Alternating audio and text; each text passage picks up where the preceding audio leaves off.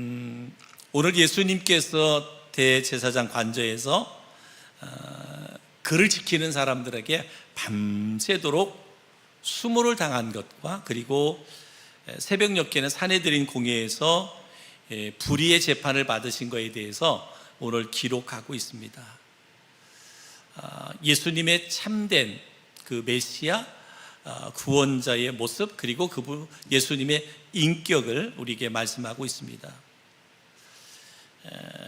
빛은 어둠이 짙어질수록 그 진가를 더욱더 이렇게 나타나게 되는데, 이제는 그 죄악이 가득한 세상 가운데 빛이신 예수님이 이제 그 진가를 보여줄 때가 됐잖아요. 근데 그때에 어땠어요? 그 세상의 사람들은 예수님을 향하여 멸시하고 조롱하고 때리고 또 불의한 재판을 하고 그렇습니다. 이러한 모습들, 예수님께서 이러한 일들을 겪으면서 주시는 교훈들이 뭐냐? 이제 예수님의 이러한 재판 과정들을 바라보면서 종말을 향해 가고 있는, 마지막 시대를 살아가고 있는 우리 성도들의 삶이 어떠할 것인가를 보여주고 있어요. 어떠한 삶인지를 보여주고 있는 거예요. 그러니까 여러분, 앞으로 우리가 그리스도로 살아갈 때 우리 예수 믿는 사람들에게는 평안함이 있고 그 가는 길에는 형통함이 있고 항상 안전함이 있고, 여러분 우리가 그렇게 생각할 수 있지만 오늘 말씀을 보면 예수님께서 마지막 공생애를 살아가는 그 마지막 과정을 통해 보면 이 마지막 때에 그리스도로 살아가는 우리들이 어떠한 교훈을 얻어야 되느냐? 우리가 하나님의 말씀대로 하나님의 진리를 따라 살아가려고 하면 뭐예요? 그만큼 여기 표현한 대로 보면 수모를 당하고 조롱을 받고 고난을 겪을 수밖에 없는 그런 상황들이다라고 볼 수가 있습니다. 여러분, 우리가 나라를 위해서 늘 기도하잖아요. 나라를 위해서 기도하는데 하나님의 창조의 질서나 가정의 질서나 또 사회 질서, 이런 것들 위해서 이 포괄적 차별금지법을 위해서 기도하잖아요. 이 포괄적 차별금지법은 한마디로 말하면 뭐예요? 동성애를 합법화시키자는 거거든요. 그거를 하려니까 포괄이라고 하는 법을 만들어서 거기 통과시키려고 하는 거예요. 어둠의 세력들. 또 통일교, 그 다음에 신천지 애들이 또 문제를 일으키다 보니까 종교 폐쇄법을 만들어서 말로는 그들이지만 실제적으로는 교회를 통제하겠다는 거거든요. 다 교회의 모든 것들을 다 자기들이 들여다보고 통제하겠다는 거예요. 또 엊그저께 또 이렇게 이야기하는 이야기를 들어보니까 이제는 뭐냐, 교회들이 해외 선교사님들에게 해외 선교에 건축원금을 보내거나 선교비를 보내는 것, 여기에 세금을 물리겠다 라고 하는 또 그런 것을 또 주장하는 사람도 있다라는 거예요. 그래서 선교가 많이 유축될 거다, 이런 이야기를 하는 거예요. 우리가 헌금을 모아서 정말 어려운 나라에 교회를 개척해 주거나 교회를 져주거나, 우리가 단자에 교회를 져주거나 우물을 파주거나 뭐 하는 것들, 우리가 교회가 선교비를 보내잖아요. 이것까지도 이제는 거기에도 세금을 붙이겠다는 거예요. 여러분, 이게 뭐예요? 앞으로 우리가 그리스도인으로 이 땅에서 살아갈 때 우리에게 어떤 환난과 어떤 고난과 어떤 어려움이 닥칠는지 누구도 몰라. 거룩하신 주님, 예수님이잖아요. 죄가 없으신 예수님이잖아요. 분명히 예수님은 십자가에 달려 죽으셔야 되는 것이 주님이 이 땅에 오신 목적이고 사명이에요. 그럼에도 불구하고 세상은 뭐예요? 그 죄 없으신 예수님을 죄인으로 몰아서 멸시하고 천대하고 조롱하고 침뱉고 때리고 결국은 죄인으로 몰아서 십자가에 달아 죽이잖아요. 그러니까 오늘날 이제 우리가 서두에도 얘기했지만은 예수 믿으면 모든 것들이 잘 되고 예수 믿으면 모든 것들이 형통하고 복을 받고 모든 것 하는 일들마다 잘 되고, 만약에 우리가 그런 신앙관을 가지고 신앙생활을 한다면 실족할 사람들이 너무나 많다라는 거예요. 마지막 때일수록 더욱더 이러한 환난의 바람이, 시련의 바람이 교회와 성도들에게 불어올 수 있단 말이에요. 그럴 때 우리의 믿음과 신앙이 흔들리지 않고 요동하지 않고 끝까지 믿음으로 승리하려면 오늘 찬양 드린 것부터 예수의 십자가 붙들어야 돼요. 주님의 보혈의 능력을 우리가 덧입어야 돼요. 성령으로 충만해야 돼요. 그렇지 않으면 적당하게 시대와 상황 가운데 타협되어지는 교회, 타협되어지는 신앙인으로 전락할 수밖에 없다라는 거예요. 예수님은 죄가 없으시면서도요, 세상에서 조롱당하는 삶을 사셨어요. 산헤드린 공회에서 밤에 모일 수 없음에도 불구하고 예수님을 체포해서 밤에 즉시 재판을 받으신 사실을 기록하고 있어요. 이 재판의 불법성이라는 거잖아요. 예수님이 재판받는 것이 다 불법이었다는 거예요. 마태복음 26장 25절에 예수를 잡은 자들이 그를 끌고 대제사장 가야바에게로 가니 거기 서기관과 장로들이 모였더라. 마가복음 14장 53절에 그들이 예수를 끌고 대제사장에게로 가니 대제사장과 장로들과 서기관들이 다 모였더라. 누가복음 22장 66절에 보면 나리샘의 백성의 장로들 곧 대제사장들과 서기관들이 모여서 예수를 공회로 끌어들여라고 말합니다. 여러분, 이 모든 불의한 재판을 통해서 우리에게 뭘 교훈하고 있느냐? 예수님의 죽음이 유대인 전체를 대표하는 공회에 의해서 정식으로 주되었기 때문에 그 죄가 공회원들에게만 있는 것이 아니라 모든 유대인들에게 동일하게 있다라고 말씀하고 있습니다. 그래서 사도행전 2장 23절에 이렇게 말씀해요. 그가 하나님께서 정하신 뜻이 미리 아신 대로 내준 바 되었거늘 너희가 법 없는 하나님이 그의 종 예수를 영화롭게 하셨느니라. 너희가 그를 넘겨주고 빌라도가 놓아주기로 결의한 것을 너희가 그 앞에서 거부하였으니 너희가 거룩하고 의로운 일을 거부하고 도리어 살인한 사람을 놓아주기를 구하여 생명의 주를 죽였도다. 그러나 하나님이 죽은 자 가운데서 그를 살리셨으니 우리가 이 일의 증인이라. 이렇게 말씀했어요. 무슨 말이냐? 예수님을 십자가에 못 박아 죽인 것은 공회원들만, 대제사장들만, 서기관들만 해당되는 것이 아니라 모든 유대인들이 동일하게 예수를 십자가에 못 박으라고 내어줬다라고 하는 것입니다. 우리가 이 사실을 바라보면서 누가는 예수님을 따르며 세상 앞에 서야 할 제자들이 경험할 현실을 보여주고 있는 거예요. 예수님이 무지한 자였지만 그를 따르던 수없이 많은 무리들, 결국은 그 무리들이 뭐였어요? 예수님을 십자가에 못 박으러 내어줬다라는 거예요. 누구 대신에? 살인자 대신에.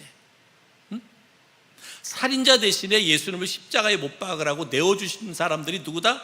그 군중들이에요. 예수님이 기적과 이적과 표적을 행할 때 쫓아다녔던, 호산나 호산나 우리를 구원해 주옵소서 라고 외쳤던 그 무리들이 예수님을 십자가에 못 박으라고 외치는 함성들이었다라는 거예요. 종교 지도자들 뿐만 아니라. 그렇다고 보면 제자들, 오늘 이 시대를 살아가고 있는 그리스도인들, 우리가 이 예수님의 이 사건을 바라보면서 오늘 우리가 바른 믿음과 신앙, 세상과 세속과 타협하지 않고 끝까지 믿음을 지키면서 믿음으로 살아가려고 하면 할수록 어쩌면 호산나 호산나, 예수님을 향하여 호산나 호산나 우리를 구원해 주세요라고 외쳤던 그들이 예수님을 십자가에 못 박으라고 외쳤던 함성이 되었던 것처럼 어쩌면 내 가장 가까이 있는 사람들,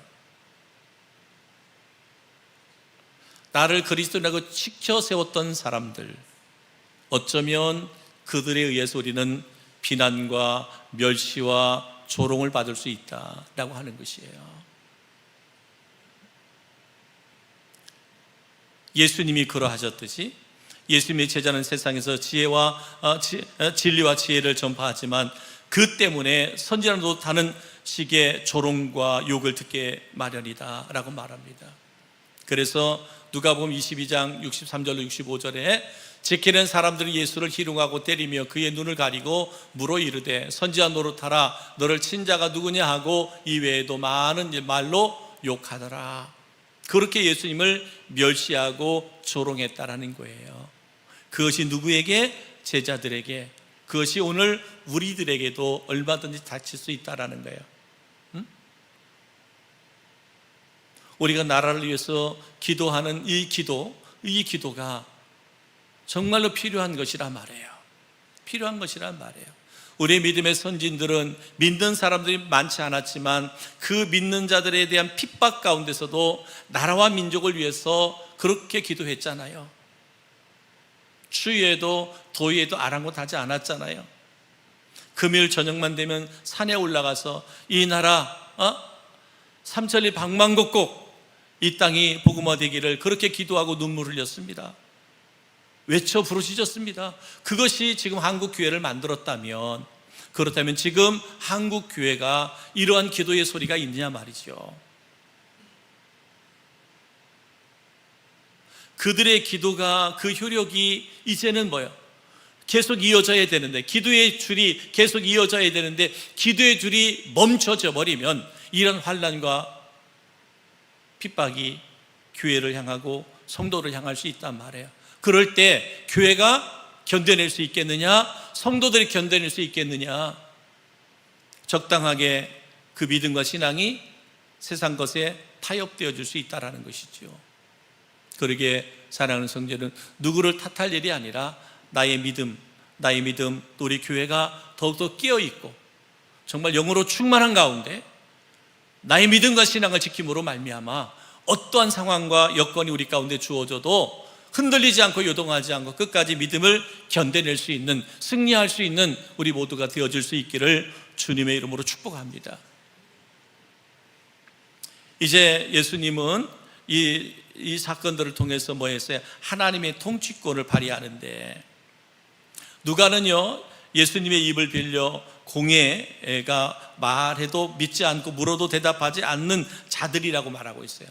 공회 재판장에서 내가 말해도 너희가 듣지 않는다, 믿지 않는다라고 말합니다. 누가복음 22장 67절 68절에 이르되 내가 그리스도이거든 우리에게 말하라. 대답하되 내가 말할지라도 너희가 믿지 아니할 것이요 내가 물어도 너희가 대답하지 아니할 것이니라. 그들이 물었어요. 재판하면서 네가 그리스도이거든 우리에게 말하라. 내가 그리스도라고 말해라. 내가 말할지라도 너희들이 믿지 아니할 것이다. 내가 물어도 너희가 대답하지 않을 것이다. 너희가 볼 때 나는 누구냐? 라고 물어도 너희가 대답하지 않을 것이다 라고 말합니다. 여러분 이사야 6장 9절이 이렇게 말하면 너희가 듣기는 들어도 깨닫지 못할 것이요 보기는 보아도 알지 못하리라 하여. 이사야 선지자 이 말씀을 주셨는데 그 예수님이 행하시는 모든 일들, 예수님의 말씀의 권세가 있음에도 불구하고 그들은 예수님의 말을 들으려 하지 않았어요. 믿으려 하지 않았습니다.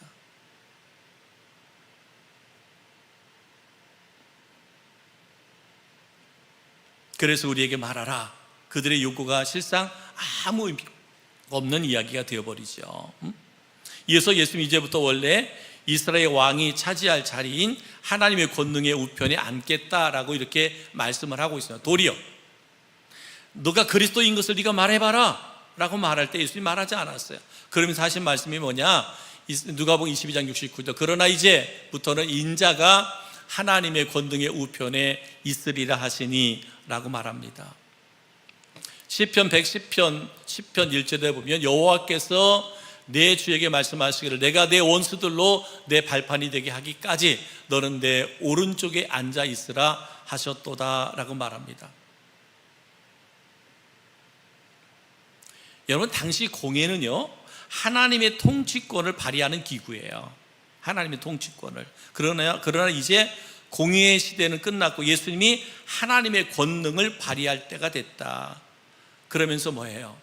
예수님을 따르는 우리도 세상의 관점에서 보면 우리는 약합니다. 예수님을 바라보면 힘 있는 도살장에 끌려가는 어린 양과 같이 아무런 힘도 발휘하지 못했잖아요. 그들이 조롱하면 조롱하는 대로, 멸시하면 멸시하는 대로, 때리면 때리는 대로, 욕하면 욕하는 대로 다 받아들이셨어요. 세상의 관점에서 보면 약해 보이나 실상은 하나님이 권세를 발휘하는 통치자로 세움을 받았음을 이야기하고 있습니다. 여기 말씀에 보면 내 발판이 되게 하기까지 너는 내 오른편에 앉아 있으라. 하나님의 권능의 우편에 앉아 있으라 라고 말합니다. 하나님의 우편에 앉아 있을 자가 누구예요? 하나님 우편에. 그것은 하나님이 주시는 권세, 하나님이 주시는 능력을 가진 자만이 주의 우편에 앉을 수 있는 자거든요. 그러니까 세상의 사람들은 예수를 그렇게 멸시하고 조롱하지만 예수님은 하늘의 권세가 주어진 만왕의 왕이 되심을 이 시간 선포하는 거예요. 그런데 이 말을 해도 너희는 믿지 않는다, 듣지 않는다라고 말씀하고 있습니다. 결국은 예수님께서 뭐야?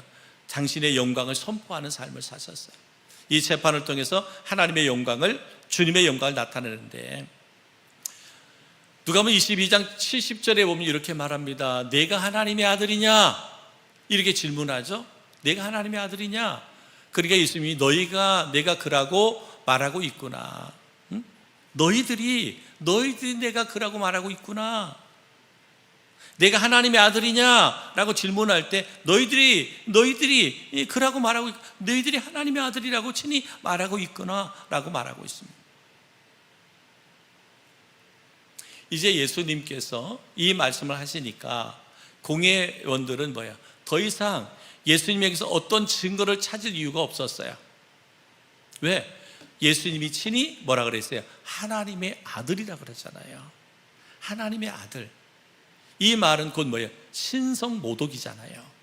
신성모독이에요. 신성모독은 뭐 할 수 있어요? 사형. 응? 사형을 시킬 수 있는 그런 것이 돼요. 신성모독은. 응? 사형에 처할 증거가 충분하다는 뜻이고, 또한 예수님이 하나님의 아들이시라는 것을 또한 그들이 증거하는 것이다.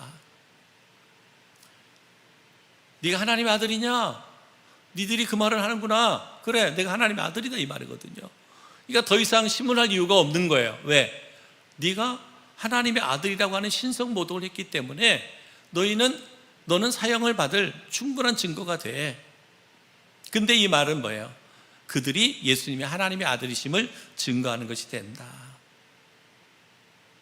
결국은 뭐예요? 결국은 예수님의 고난은 하나님의 섭리 안에서 영광의 선포로 변화되는 거예요.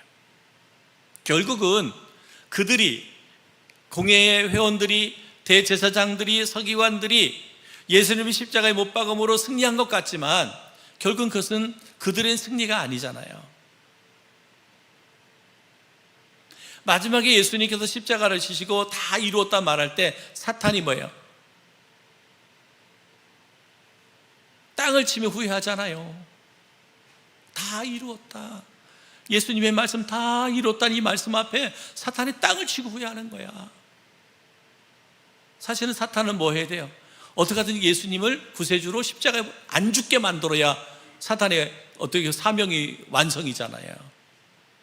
근데 예수님을 어떻게든지 공회원의 마음, 대제사장들의 마음, 서기관들의 마음, 또 유대인 군중들의 마음을 동원해서 예수님을 사형에 처해버렸잖아요. 그리고 예수님이 십자가에 죽게 만들었잖아요. 이제는 사탄의 괴계가 승리로 끝난 줄 알았는데 예수님의 마지막 말씀 다 이루었다는 이 말씀 앞에, 야, 이거 큰 잘못했구나. 큰 잘못했구나. 여러분, 아무리 사단이 악한 괴계를 세워서 우리를 쓰러뜨리고 넘어뜨리려고 해도 여러분, 우리가 하나님을 의지하고 주님 의지하고 나아가는 성도는 쓰러뜨릴 수가 없어요. 아무리 그들의 괴계가 완벽한 것 같아도 하나님 앞에서는, 전능하신 하나님 앞에서는 온전할 수가 없는 거예요. 그렇기 때문에 내가 사단의 권세를 내가 대적하려고 하면 우리는 넘어질 수밖에 없어요. 실패할 수밖에 없어요. 철저하게 주님을 의지하는 믿음을 갖고 나아가야 돼요. 예수의 이름 갖고 능력 갖고 나아갈 때 어떤 사단의 괴계도 다 결박하고 우리가 능히 이길 수가 있다라고 말합니다. 고난을 통해서 하나님의 나라의 영광을 선포하시는 예수님의 모습을 볼 수가 있습니다. 세상의 교회를 공격하고 조롱하는 현실은 곧 교회가 그만큼 세상을 변혁할 능력, 힘이 있다라는 거예요. 여러분, 사탄은요 아무나 공격하지 않습니다. 이미 실패자가 되어 있는 자를 공격하지 않아요. 내버려 두면 하나님의 위대한 일들을 이룰 사람들을 사탄은 시험하지요. 내버려 둬도 이미 실패한 영혼들, 좌절해서 절망해서 하나님의 영광과는 아무 상관도 없는 이들을 사탄이 그들을 시험할 이유가 뭐가 있어요? 시험하지 않습니다. 뭐예요? 교회를 핍박하는 것은, 성도들을 핍박하는 것은 왜냐? 세상을 변화시킬 힘과 능력이 교회 안에 있기 때문에 그렇습니다. 사단의 괴계가 교회를 대적하는 이유가 왜 그래요? 교회를 핍박하는 이유가 왜 그렇겠어요? 성도를 핍박하는 이유가 왜 그렇겠어요? 이 땅의 소망은 오직 교회와 그리스도인밖에 없기 때문에, 세상을 변화시킬 수 있는 능력이 교회와 성도밖에 없기 때문에 우리를 공격하는 거거든요. 그렇기 때문에 예수님의 제자는 세상에서 오해와 조롱을 당하지만 결국 예수님이 준비하신 영광의 자리로 들어갈 것이다. 그들이 환난을 당하고 그들이 핍박을 당하겠지만 결국은 주님이 예배하신 영광의 자리에 들어가게 될 것이다. 여러분, 예수님의 제자들, 예수님을 떠나기도 하고 부인했던 예수님의 제자들이지만 그들이 다 결국은 어떻게 됐어요? 다 순교자가 됐습니다. 뭐 하다가? 복음 전하다가, 하나님 사명 감당하다가 다 순교자가 됐는데, 그들이 순교할 때 왜 내가 예수님 제자 돼갖고 이렇게 제대로 살아보지도 못하고 이렇게 순교자가 돼? 원망 불평한 사람 한 사람도 없어요. 영광 가운데 순교자가 됐고 주님이 예비하신 영광의 자리에 임하게 됐던 걸 볼 수가 있습니다.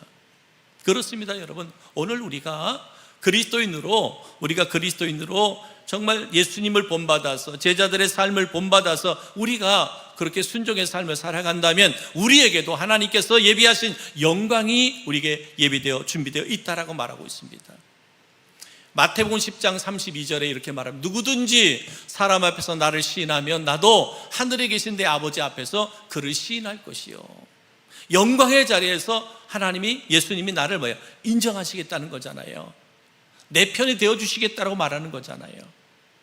누구든지 사람 앞에서 나를 시인하면, 다시 말하면 어떠한 사람들이 세상이 핍박하고 우리에게 고난과 고통을 줘도 끝까지 주님 부인하지 않고 끝까지 믿음을 지켜낸 너희를 내가 하나님 앞에서 인정하겠다, 내가 하나님 앞에서 그들을 시인해 주겠다라고 하는 그런 말씀이에요. 사랑하는 성도 여러분, 참 하나님이시고 구원자이신 예수님 옆에서 예수님을 지키던 자들이 있었잖아요. 예수님을 지키던 자들이 있었어요. 그들이 할 일은 무엇이에요? 예수님을 때리고 조롱하고 모욕하는 것이었어요. 왜 그랬을까? 왜 예수님을 지키는 사람들, 크게 예수님의 때문에 그들이 피해본 것도 없을 것인데 왜 그렇게 예수님을 때리고 조롱하고 모욕하고 험한 욕을 하고 그랬을까? 몰라서. 왜 모를까요? 왜 모를까? 그 당시에 보면 예수님이 3년의 공생애를 하면서 행했던 놀라운 일들이 있잖아요. 놀라운 일들이, 제자들 같이 예수님을 따라다닌 사람도 있었지만 많은 군중들이 예수님의 소문을 들었어요. 예수님이 행한 능력과 기적과 이적들, 표적들을 다 보고 눈으로 보기도 하고 귀로 듣기도 하고 그 현장에 참여하기도 했다, 이 말입니다. 그런 많은 사람들이 예수님의 그 말씀을 믿었어요. 그런데 그들 듣지 않을 수도 있고 들었어도 지금 자신 앞에 초라하고 연약한 모습으로 인해 그 초라한 모습으로 잡혀온 예수님을 보고서는 그분이 누구인지를 몰랐어요.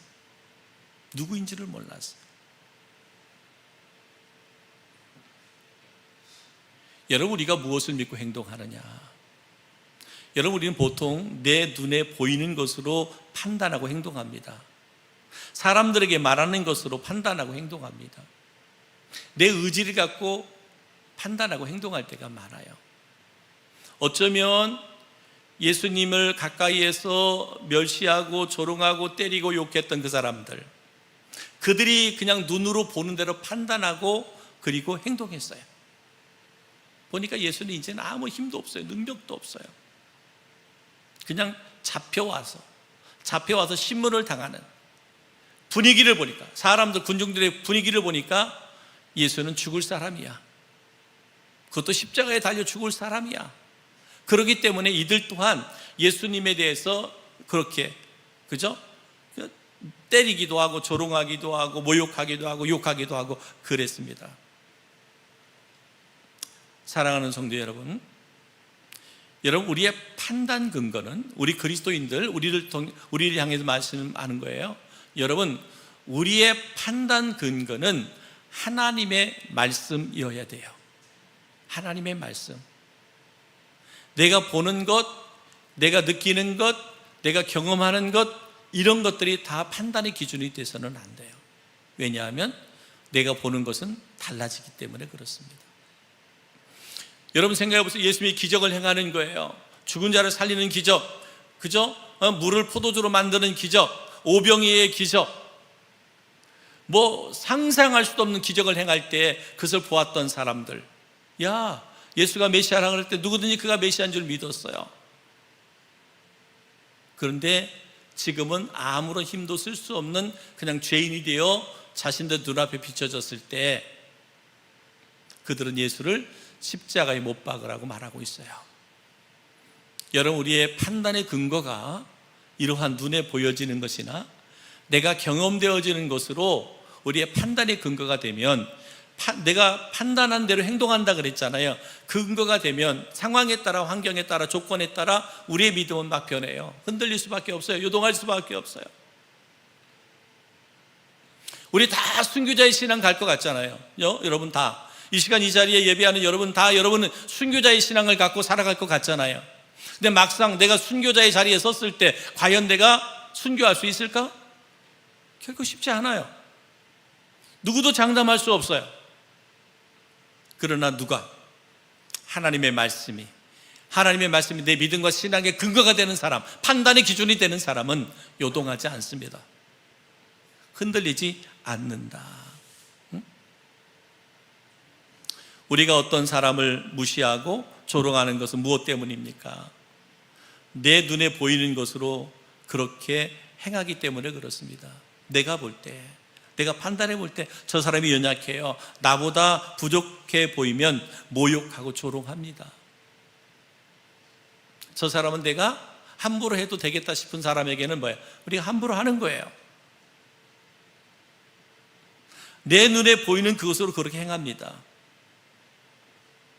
하지만 그것은 믿는 자로서 어리석은 행동이에요. 예수님께서 그를 어떻게 보시는지, 예수님께서 그를 어떻게 보시는지, 말씀에서 어떻게 보라고 하셨는지 우리는 이것을 분별하고 이 분별함을 따라서 우리가 행동해야 돼요. 이것이 뭐예요? 믿음의 사람이에요. 믿음의 사람. 내 기준으로, 내 판단으로 그 사람을 보는 것이 아니라, 저 사람은 나보다 못한 사람이야, 나보다 약한 사람이야, 나보다 부족한 사람이야. 그러면 뭐예요? 그를 어떻게 한다는 거예요? 조롱한다는 거예요. 무시한다는 거예요. 내 눈에 보여지는 것으로 하면 안 된다는 거예요. 예수님께서 그를 어떻게 보실까? 예수님이라면 그를 어떻게 보실 것인가? 말씀에서 저런 사람을 어떻게 보라고 말씀하시는가? 이거를 알고 그렇게 행동해야 된다라고 하는 거예요. 사랑하는 성도 여러분, 우리가 말씀은 듣기는 쉬운데 그렇게 행동하기는 쉽지가 않아. 그래서 오늘 서두에도 우리가 기도했던 것 뭐예요? 성령 충만해서 성령이 나를 지배하고 성령이 나를 통치해야만 가능하지. 아무리 내가 성품이 좋아도, 인격이 좋아도 여러분, 내가는 안 돼요. 내가는 할 수 없어요. 성령이 내 안에서 나를 통치하고 나를 다스릴 때만 예수의 마음으로 그를 보게 되는 거예요. 성경에서 보게 하는 눈으로 그를 보게 될 때 그를 사랑하게 되고 그를 축복하게 되고 그를 일으켜 세우게 된다라고 하는 것이죠.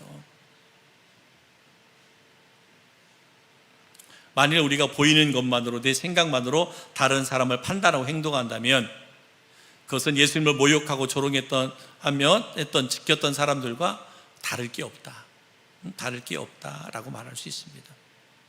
그렇다면 말씀을 잘하는 공회 의원들, 공회 회원들, 그들은 어떠냐?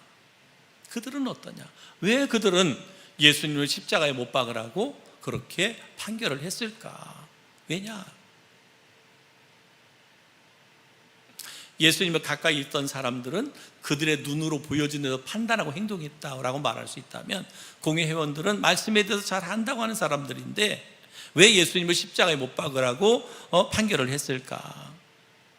그들은 예수가 메시아가 되면 안 됐기 때문에 그렇습니다.